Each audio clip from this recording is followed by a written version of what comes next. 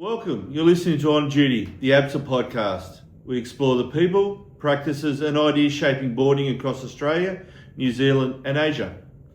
Thank you for joining us.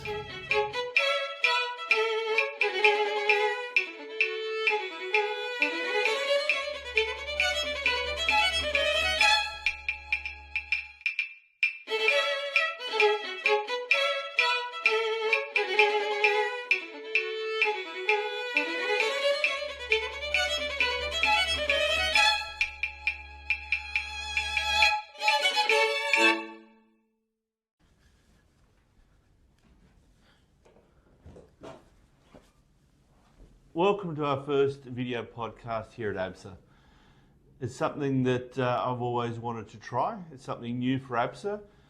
The podcasts over the last few years have been an amazing insight into boarding in Australia. It's something that as a previous head of boarding I always enjoyed listening to. But as someone who enjoys going to other schools and speaking to other people, using the video format will give us an opportunity to see inside these boarding houses that people talk about. Today will be the first video that we'll be doing with that of Prince Alfred College in Adelaide. I personally was lucky enough to go to Prince Alfred College in 2019 when it first opened up. So it's good to go back, see what's changed, see how they've adjusted, how they live, but also to get a bit of an insight from their Assistant Director of Boarding, Will Mercer. We also had an opportunity to walk around the school and see the facilities that Prince Alfred College has. It's beautiful in near central Adelaide, and it was an opportunity just to spend a bit of time walking around, and hopefully you enjoy what you see. The first few shots will be as we walk around the school, and then we'll sit down with Will and just talk about his journey from school and then boarding in Brisbane right through to now in Adelaide with his family, and enjoying the experiences of Prince Alfred College. Sit back, relax and enjoy, and I look forward to speaking to some of you very, very soon. Thank you. Whole school assemblies happening here, so How many courts are in here? so 2 basketball courts, Yep. and you can run 2 widthways, or for like show games they run widthways. Those big grandstands come out. Prep school run their swimming tunnel here because it's small enough. Yep. Senior school go off to the aquatic centre in North Adelaide or down in Marion. So 25-metre pool. Nice. 8 lanes. And then this was Stadium 2, which was another basketball court, the original indoor centre, which has now been turned into What a weights room. a gym to rival most gyms. So when you look at these gyms, so what point do the kids start utilising this with the S&C? The beginning of this term. Okay. And then, so Scott Baker, who's the head of athletic development, ironically was the sassy cycling S&C guy when I first lived in Adelaide, playing beach volleyball. He's worked with Australia Cycling and China Cycling. Yeah. So he came to us from the Chinese Olympic Committee. Oh, wow. And he now heads up our athletic development program. So the ergo room moved from down below, there he is, to upstairs. The old gym is up in those top windows. It's now devoted for rowing, and then there's a Pilates studio just next door.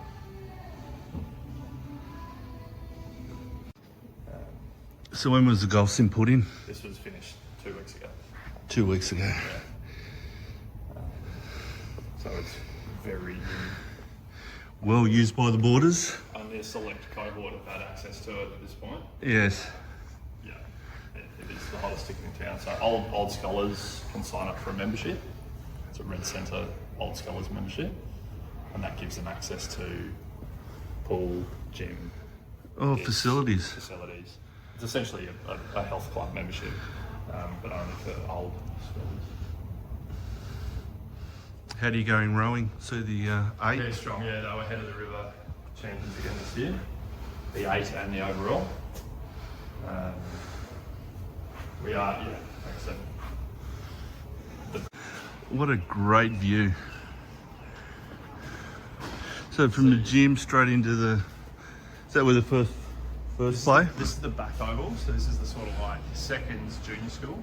Right. And you'll see the front oval is supposedly only rivaled by the oval at Adelaide Oval.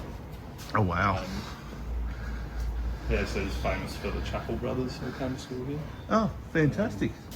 One of the original headmasters was a Chapel. So cricket program strong? Cricket program very strong. How beautiful is this building? This area is lovely. So green. So how many students are at PAC? Secondary school is just about 900. Right. Across the whole college, we're about 12, just over 1,200 off the top of my head. So compared to an East Coast school, smaller. A little bit smaller, yeah. But we are pushing the limits of the current campus structure. Yes. So there's some significant capital works happening over the next decade. They've just finished redeveloping the primary school. We'll see when we get up to the primary school. Yep. And then there's a new car park going in behind boarding, and then that'll allow the current on-site parking to be redeveloped. Right. So we're growing at a furious rate. I love how they still kept the facade of the old buildings.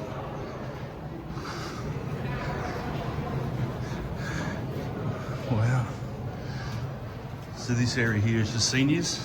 This is your main teaching block, head of house offices. Right. And house locker areas. And then languages, humanities, English.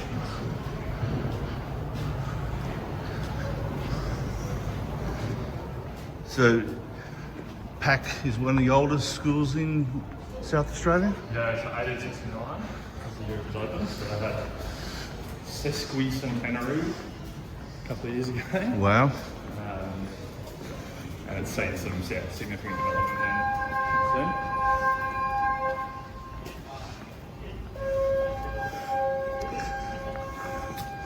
Off to class. So these are the original buildings. So in front of us is the original school building, which had a number of extensions. Yes.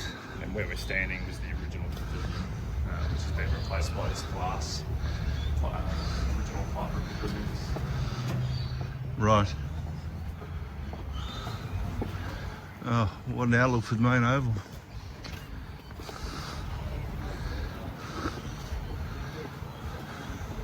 And then the preparatory school.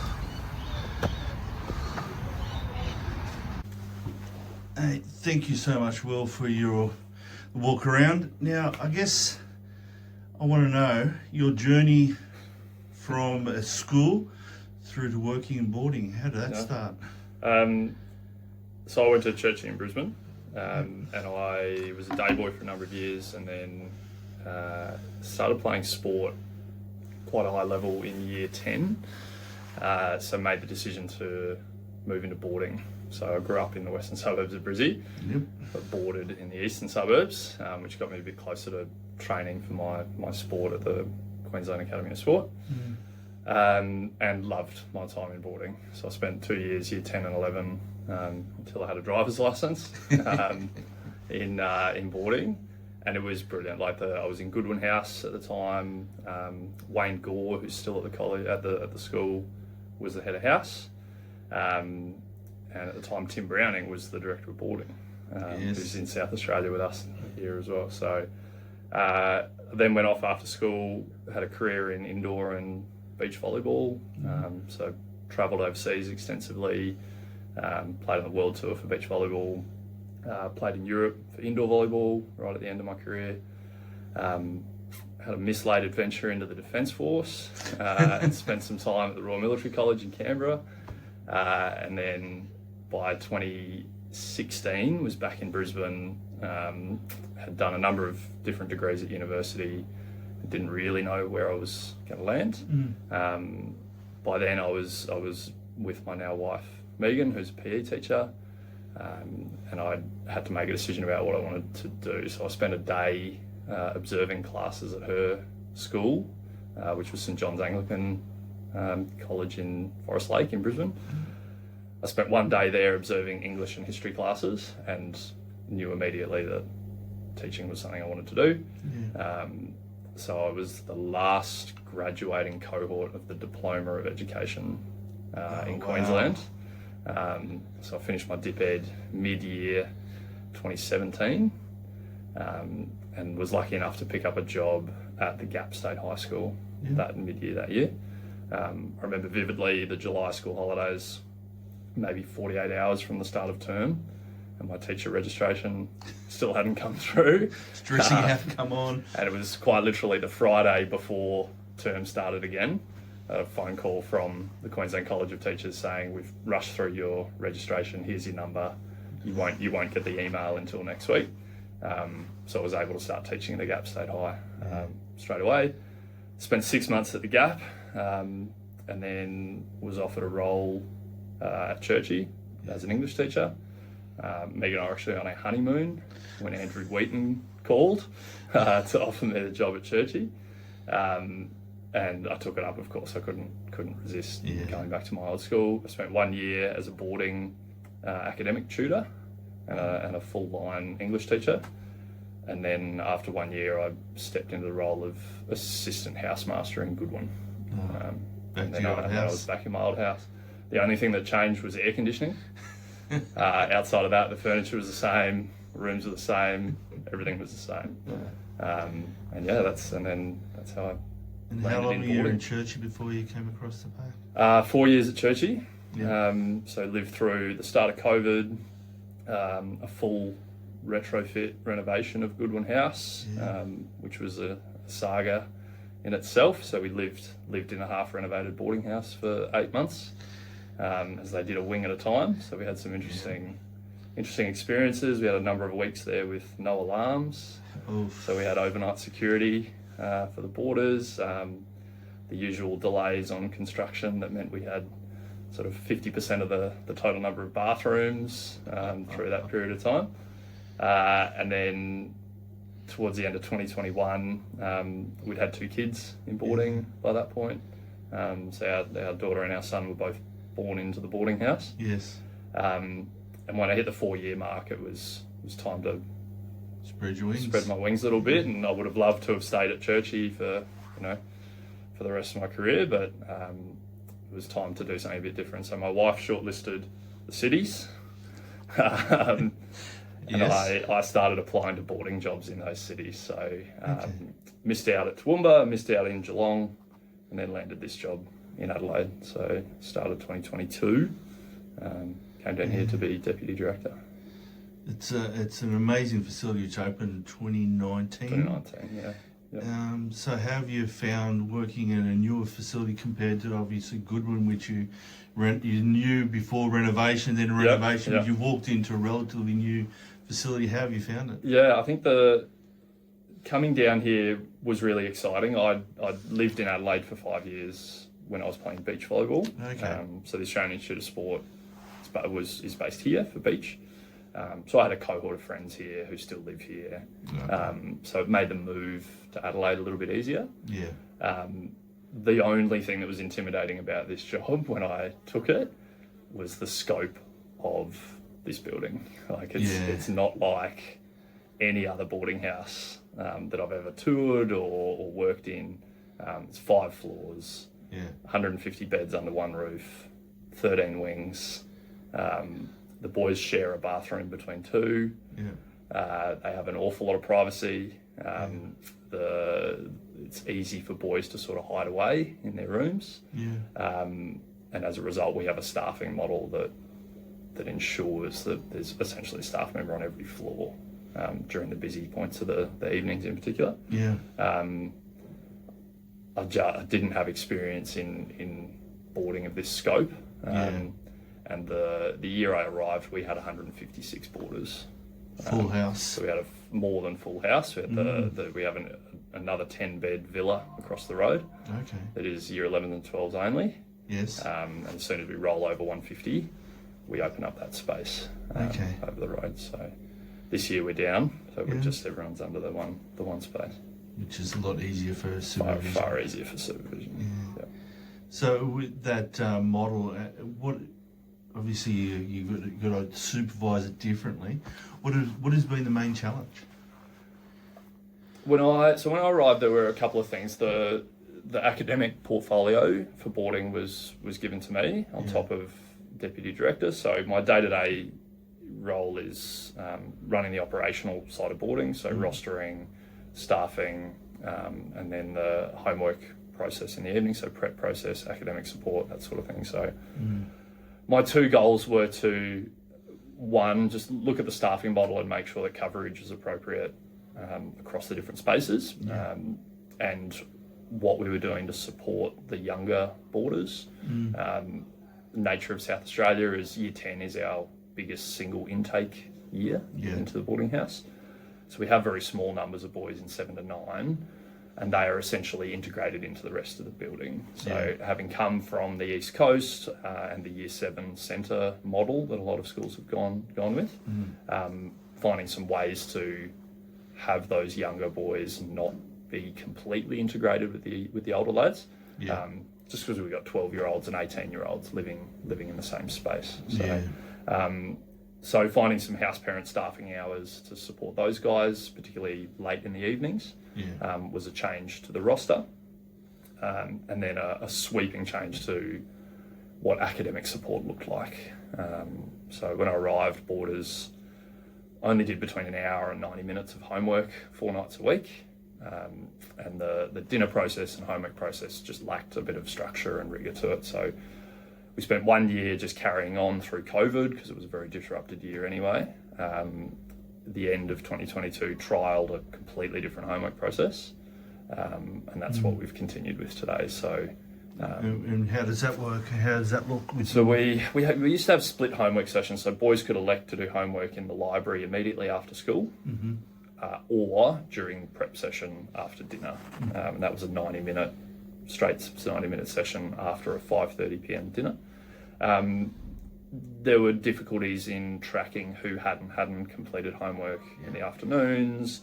We had to have boarding staff over in the library in the day school in the afternoon when there are day students there. So there's, in terms of who's responsible for which group of students, became complicated.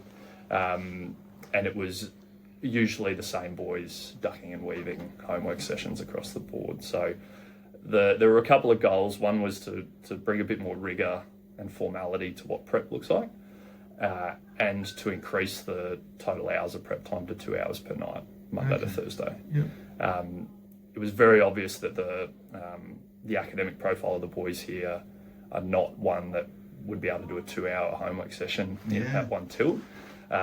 So we just changed the routine. So the boys now do an hour of homework 5:30 to 6:30.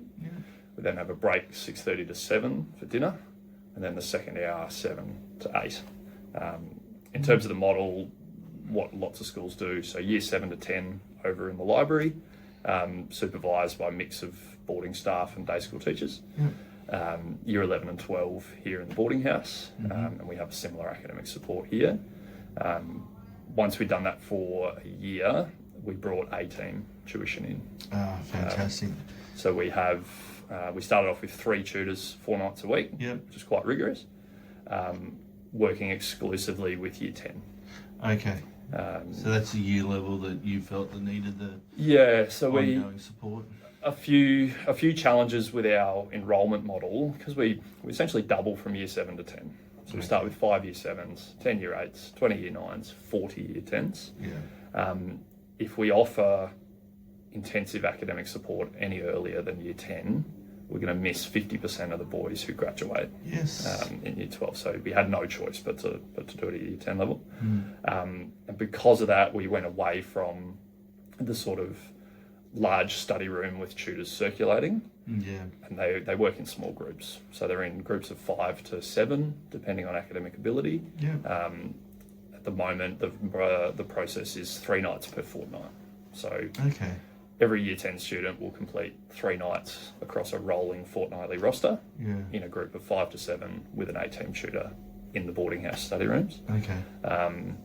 And it's anecdotally in the first year, the boys were really happy and the parents were very happy with the extra support offered. Yeah. Once we had cohorts then moving through A-team in Year 10 into Year 11 and 12, they were asking for access to A-team in Year 11 and 12, which we have done. So we've modified our academic support offering to Year 12 students in particular, to give them targeted access to the A-team tutors in the lead into examinations. Has that gone away from that model of over 3 days, or have you brought additional ones in to do one-on-ones? I know A-team does that one-on-one. Yeah, so we offer A-team as one-on-one tutoring to boys who are seeking a one-on-one tutor, but it's a relationship between A-team and the family. Yes. When we offer A-team to Year 12, we just remove the Year 10s from that week, basically. So Year 10s, we use it as an opportunity to transition Year 10s into studying in their rooms. Yes.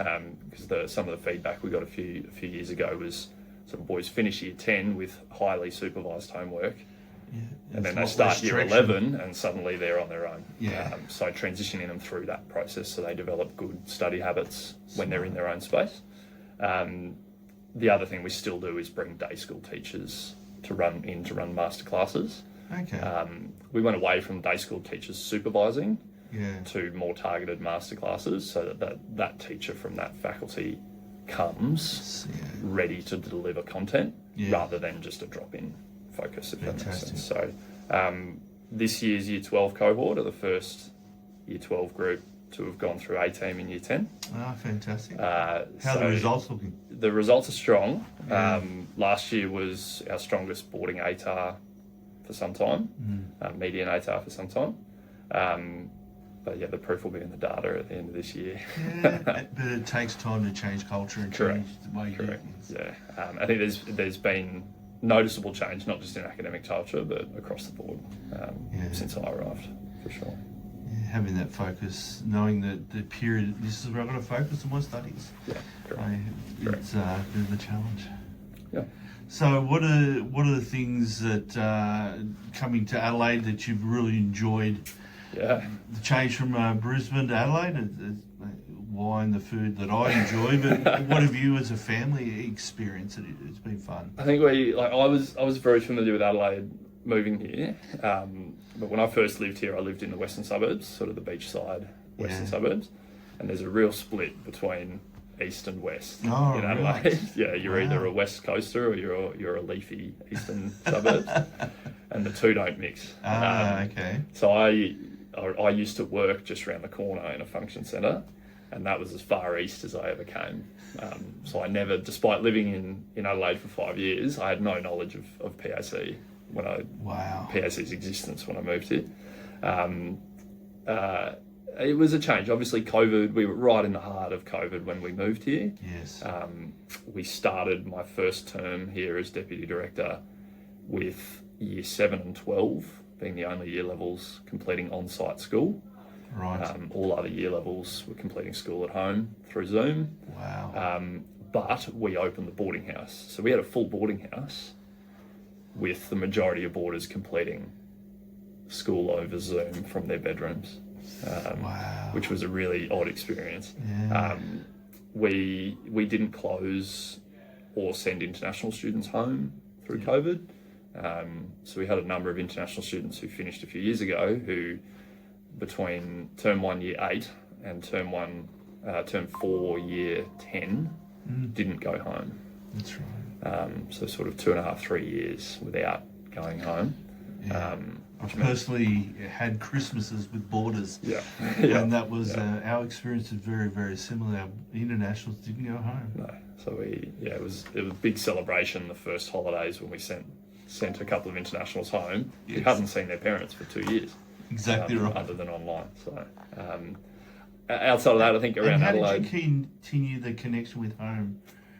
With those boys? Yeah, so they use, at the time, Zoom was the premier online conferencing. They had some significant periods of time to Zoom home. We had a concerted effort to share images and videos of what boarders were doing during the holidays. Primarily that was through Facebook, but that's not accessible to families in mainland China. So we essentially bolstered a newsletter offering to give them more access to what's going on. And how did you support their wellbeing? Because that was the start. Yeah. Lots of challenges.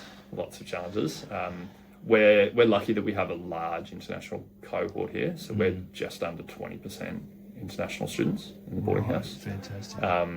Which means there's a community there. Yeah. We have an international student coordinator over at school who's Mandarin speaking staff member. Okay. Who does a lot of work with the Chinese and Hongkonese international boys. Yes. We have a school counsellor who comes into boarding every Monday night now. Yes. Has a service dog, Bungie, who's very, very popular. Yeah. And so Peter Gifford is our counsellor. He works pretty much not exclusively with boarders, but boarders seeking pastoral support and wellbeing support will see Pete. Okay. And he knows the boarding program really well now. We also have a Mandarin speaking residential staff member. Oh, that's good. Who lives in this building, which is very, very, very useful for us. So your international students, are they primarily from China or Southeast Asia, or whereabouts? Yeah, primarily mainland China and Hong Kong. Yes. At the moment, we've got one student from Thailand. Okay. Now and then we'll have a student from Vietnam, Thailand, Laos, those areas. So it really is a growth area through that Thailand, Vietnam, Cambodia area. Correct. So moving to Adelaide, I think I'm a cyclist. Yeah. Adelaide is very cycle friendly. Yeah. I've not been out on the real road as much as I would like, boarding being boarding. But we enjoy the beaches, like playing beach volleyball. We get down to Glenelg. We have a property in the southern beaches, which are a beautiful area halfway down to the Florio Peninsula. Nice.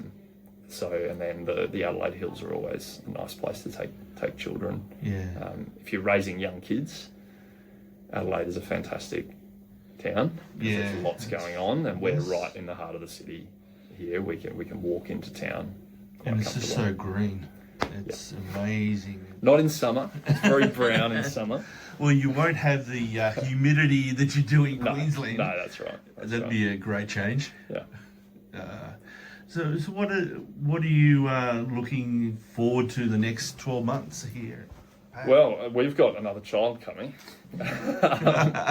So Mercer baby number 3 is due imminently in the next few weeks. So I'm going to enjoy a couple of weeks away from work with a new baby. Look, I think there's been a huge amount of cultural change in boarding and at the college over the last 4 years. Yeah. All for the better. And we toured earlier today. The facilities that the college offers are second to none. Unbelievable. This boarding house it's a hostel. It's not a boarding house.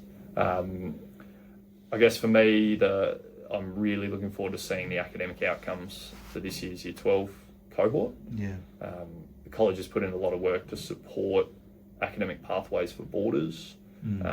So last year was the first year of a Pathway to Trade program for Year 10 students.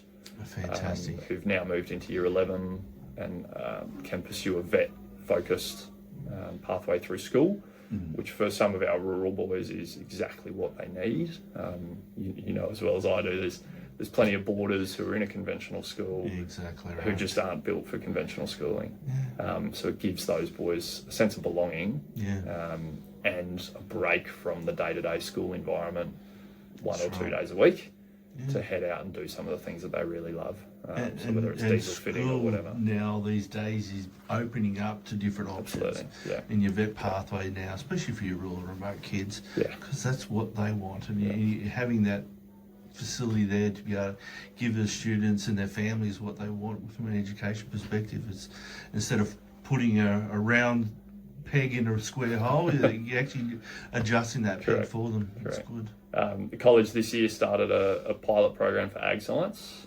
Oh wow, that's fantastic. And next year we'll offer full curriculum agricultural science starting at year 11, which is very popular with the boarders. The science staff member who's been tasked with piloting that is going through the process of focus groups with boarding families, and including boarding families who work in the industry in helping to write the curriculum for the ag science program, organising site visits to properties of boarding families and that sort of thing. So, that's brilliant. We offer a tour of Marcus Oldham and Wongarong agricultural colleges each year for year 11 and 12 boys. Shows their pathway. Which shows them that pathway, and we've got lots of old scholars and current parents who went through those two institutions. So it's a real focus for us. The SACE allows boys early access to university subjects, and then we're an IB school as well. So in terms of the pathways that you've got the boarders can all choose, the options. There's endless options, which is good. And so I guess looking at where you are now and you're looking towards the future with your goals academically, etc. What's the big challenges that you see? Enrolments. Boarding enrolments. Yeah. We, through COVID, there was a lot of work done to hold on to enrolments. Yes. And we enjoyed through 2022 up until last year an above full student number. So over 150 for us is considered above full. I think with tough times on the land in South Australia, increasing cost of living, particularly fuel costs for boarding families. We've seen an uptick in scholarship applications for boarding. Yes. And the college offers an extensive range of boarding scholarships, particularly for isolated and remote students.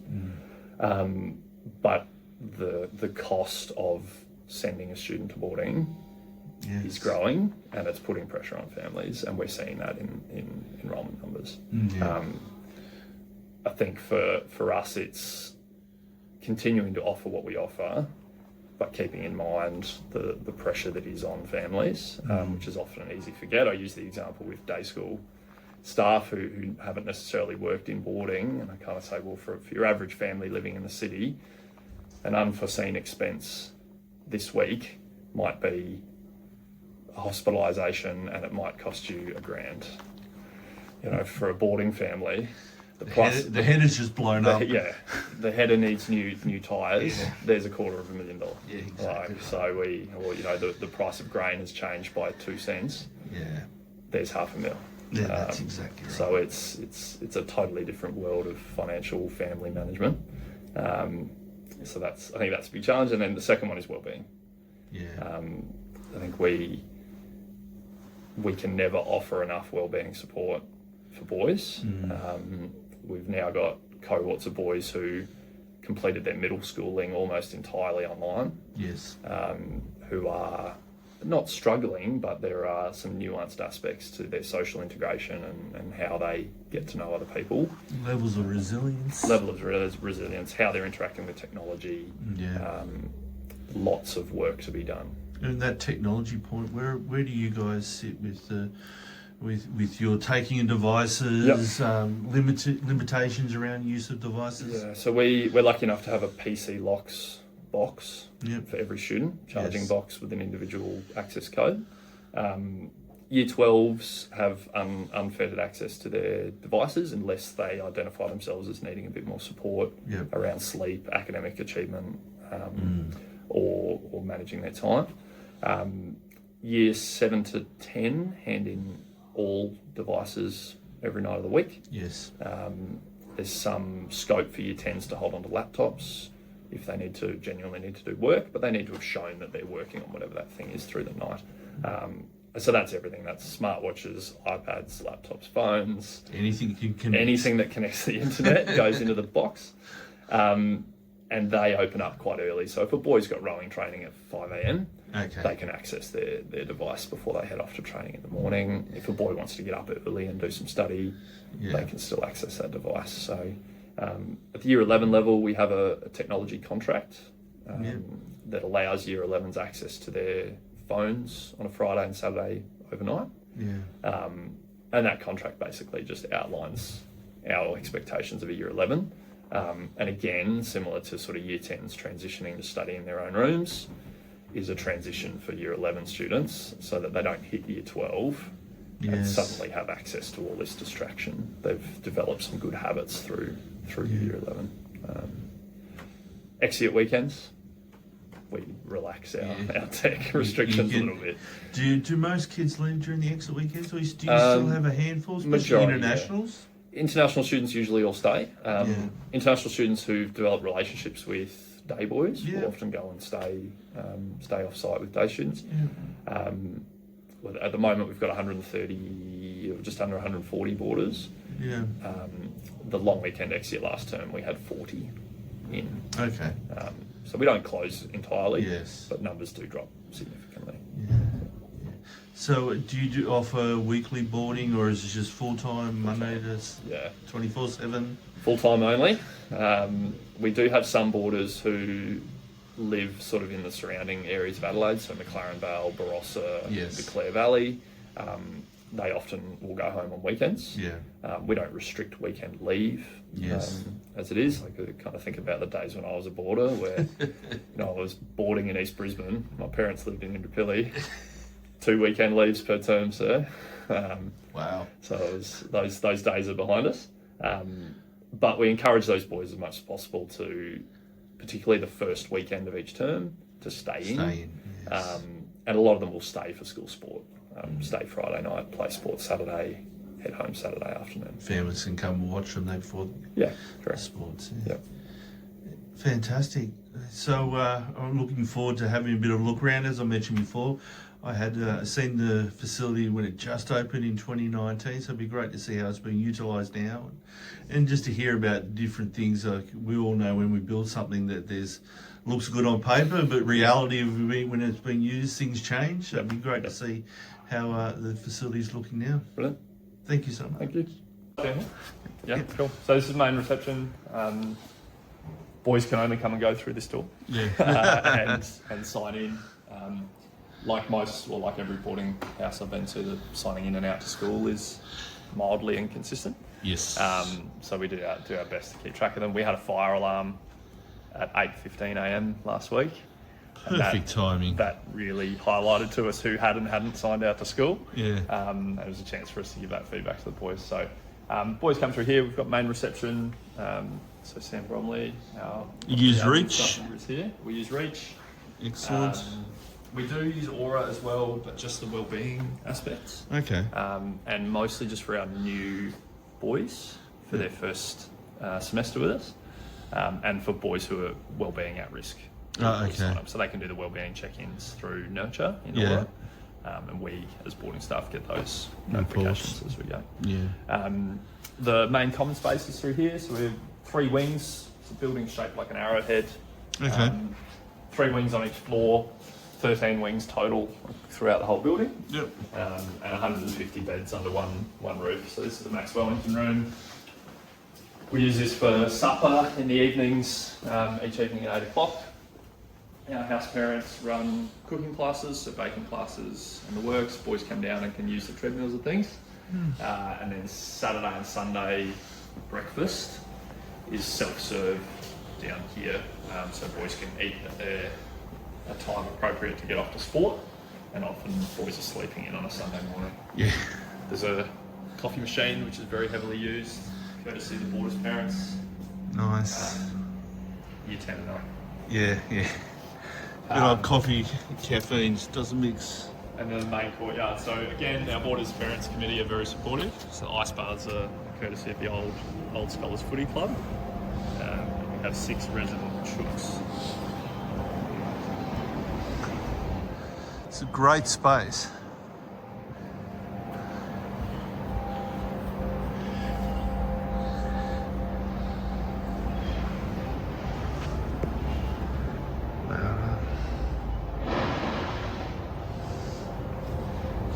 Excellent.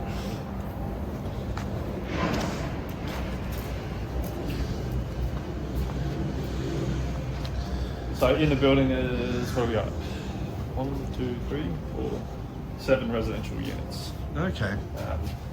So myself and Phil Noble, the director of boarding, we live ground on level 1 at the end of 2 of the wings. Yes. And then above us is a series of 3-bedroom and single-bedroom units that are occupied by a mix of senior boarding staff who are also teachers, as well as our full-time boarding supervisors.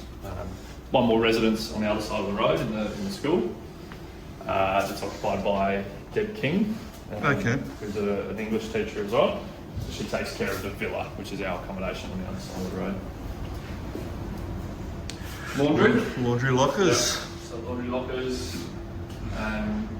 This was redeveloped 2 years ago to expand our number of lockers because we were up over 150. Yes. We originally only built 150 lockers, and we put locks on the lockers. So we had a few instances of borrowing without asking. So now each boy has a unique code for their locker, and all the laundry's done on site. So the lovely laundry ladies are here at 5:30 each morning. Boys are responsible for sorting their own laundry. They can wash? A small laundry for their own wash. So footy Guernseys that are being used twice in a weekend. Yep. They can come and do their own motor washing, or they're very expensive designer t-shirts.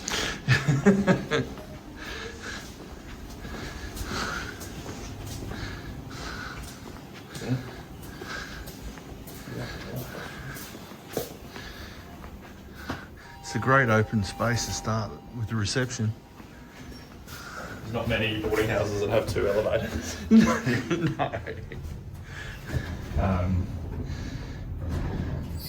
We'll head up to level 4. There's a great view of the college. Oh, fantastic. So the boys can use the lifts at any time? Yeah. Got an unwritten rule that you don't use the lift to go to level 1. Okay. Unless you're broken. So we're on level 4, so 3 wings. Wings are named after donors to the boarding house built. So, okay. Lord Wing, named for Ken Lord. Yep. Chapman Wing, Tory Chapman. And McBride Wing, so the McBride family are a prominent pastoral family in South Australia. What are the breakout study areas? Yeah, so we have this this is called the tower, so central place for recreation on each floor.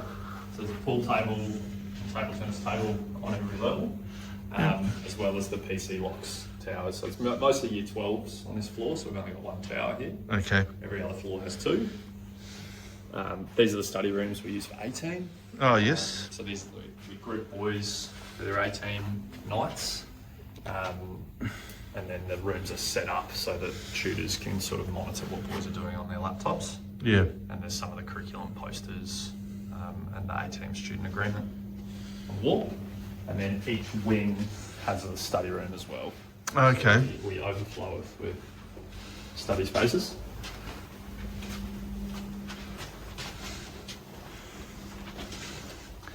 The smeller boys. Footy boots. Yep. So a lot of these boys have come back from out to Red lately. Oh, okay. And then this is our main, so kitchenette in every wing. That's good old space.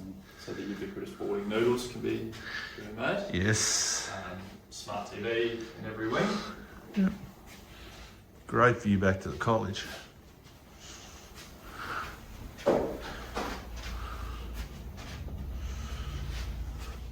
So how these spaces are well used?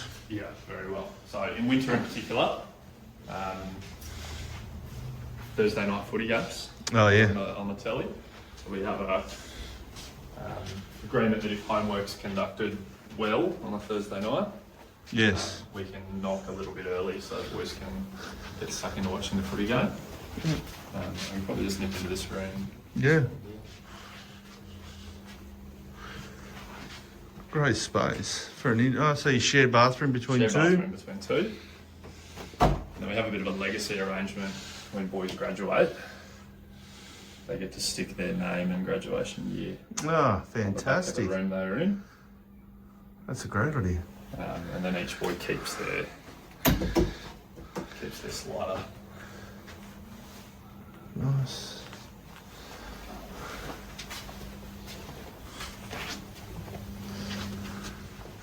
So you're having such a room and kids studying, so how do you supervise this for study of a night time with all the kids in their individual rooms? Yeah, so the reason we have the 18 rooms on level 3 and 4 Yep. is it's majority year 11 and 12 rooms. Yep. So we just have a staff member on each floor during prep. Yes. Who are responsible for the wings. Yep. And the 18. So year 11 doors open during study. Oh, yeah. Year 12s can have their doors closed. And we're pretty strong on absolute silence. Yes. In the space. Does get challenging with boys sort of coming back late from sports training and that sort of thing. Yeah. But the nature of the individual rooms makes it easy to keep it relatively quiet. This is a great space in here too. Golf clubs. Golf clubs, footy bags. If it was summer, this room would be full of cricket bags.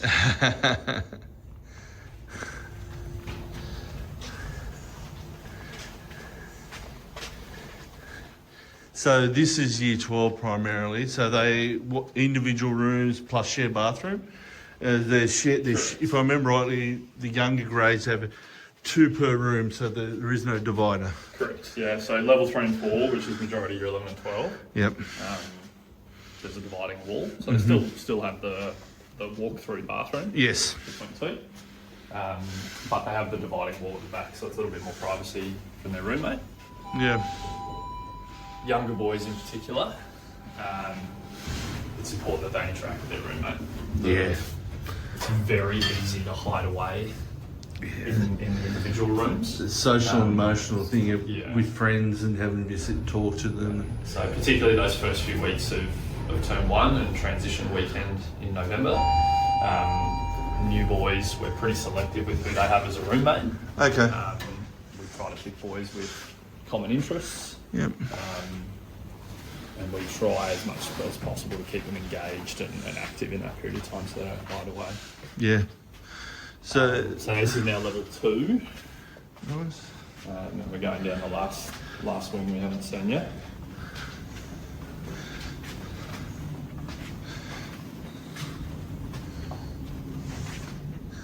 Don't see any Carlton supporters in here, mate.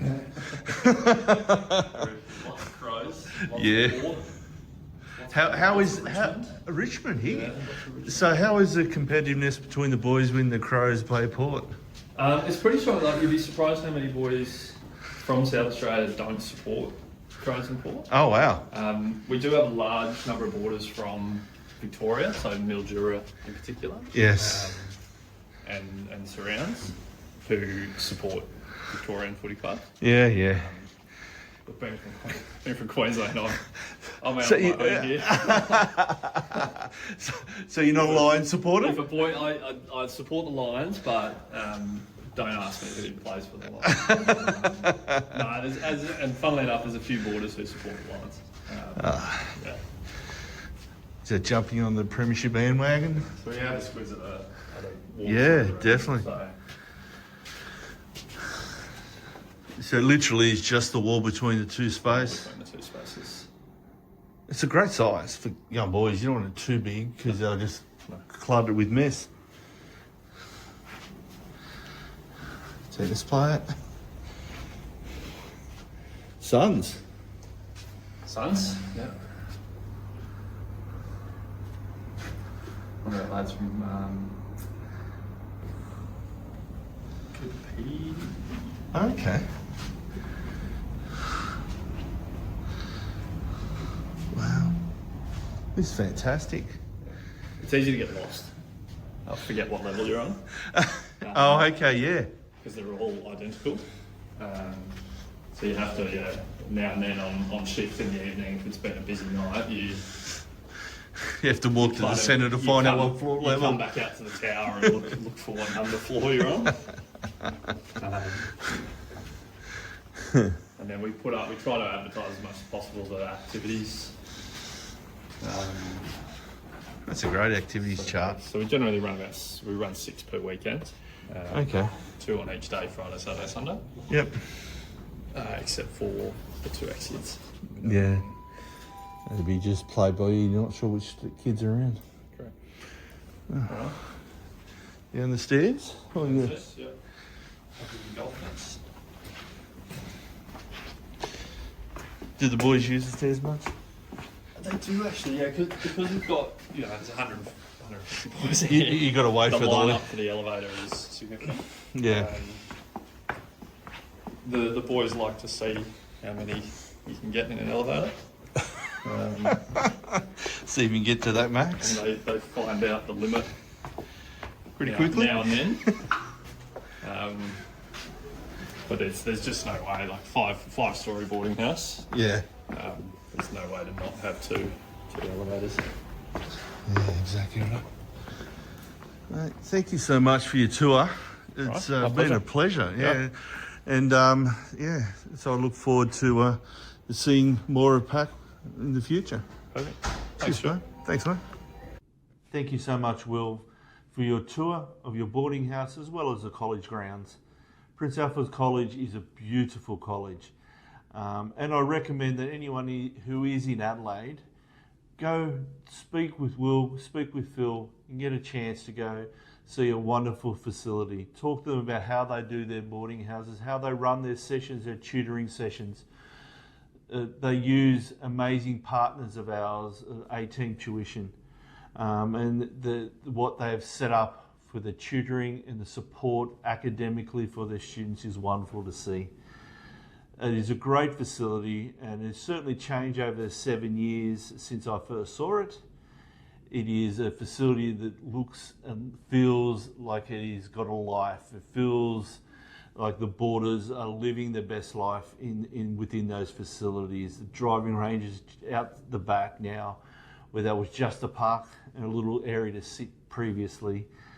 The kitchenette area down the bottom floor is where the kids can gather and spend time together. Breakfasts on the weekends is a great place and a great communal feel to it. Thank you so much for showing me around and getting to know you better. Please keep looking at our socials. I have another webinar podcast organised, and so we'll be doing these quite regularly now. And as we in APSA move around Australia, I would love to come and see your boarding houses, get to know you better, and do a podcast. It's just an easy way to get to know each other, and as well as other people throughout Australia get to know you and your facility. Thank you so much, and I look forward to speaking to you again. Thank you.